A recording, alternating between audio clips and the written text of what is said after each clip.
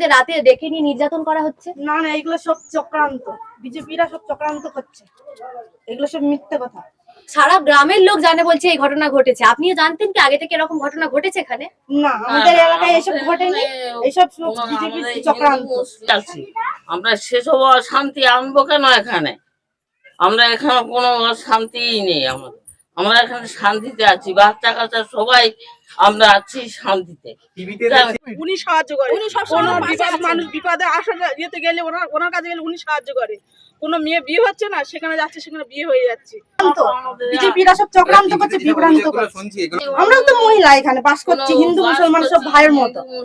কোনো উড়ানো খবর, কোনো ফালতু কারা করছে বলে মনে হয়? তাহলে মিডিয়া করছে সব। আপনাদের